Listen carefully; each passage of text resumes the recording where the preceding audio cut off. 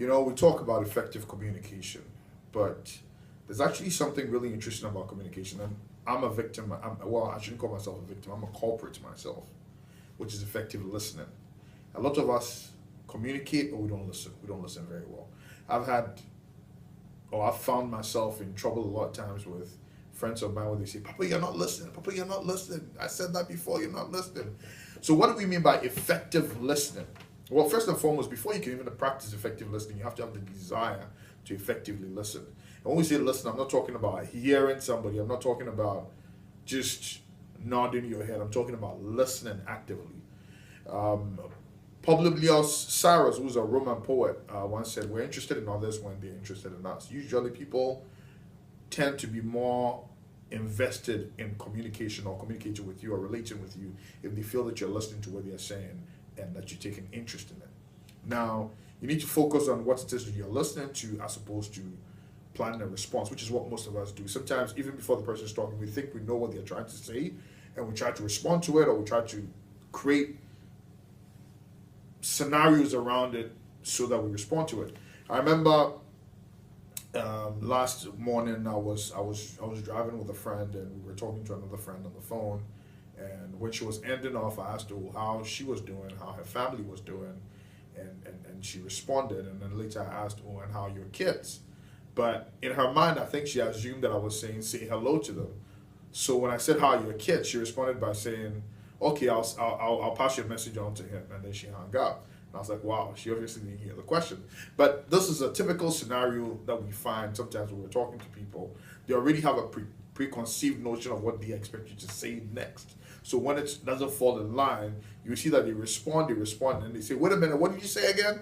Because they're not actively listening. It happens to all of us. We get caught up in that. Now, most people listen without hearing, which is one of the things that Leonardo da Vinci said, because there's not a lot of active participation when it comes to listening. It's actually interesting that in our time awake, about 50 to 80% of our time awake, we're communicating in one way or another, either verbal or non-verbally. And out of that, about half of it goes into listening.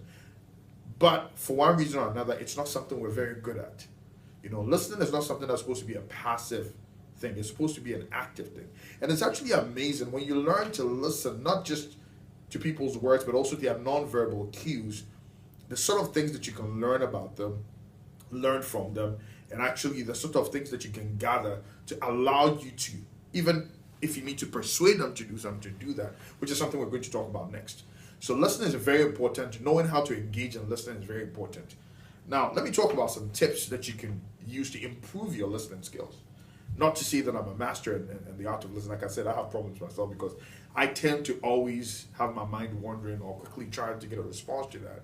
But some of the things that have helped me is you when you take in what the person says, you try to interpret it in your mind, and then it helps to clarify to make sure that you heard what they said. Don't make assumptions. You can paraphrase, say it back, and make sure that's actually what it is that they were trying to pass on. Because remember, we said in communication, when you're communicating to somebody, the message comes, and then it's the interpretation of the message that says whether it's been successful or not. Wow. So here are some tips for active listening. Sometimes it helps when you try to interpret what it is that you think you heard. Make sure that the message sunk in. It also helps to clarify to the person sending the message to ensure that is this really what you tried to send to me? Then you try to validate what I think I heard. Does it make sense? Is it valid? Is it not? That's one way to also. And then sometimes when you're engaging with somebody and you're asking questions, it helps to ask open-ended questions, which don't put the person in a corner or make the person feel trapped. That way they freely speak and you freely take in the information by listening.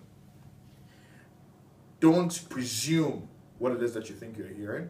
Make sure you're watching and you're paying attention to the non-verbal cues as well, so that you take it all together.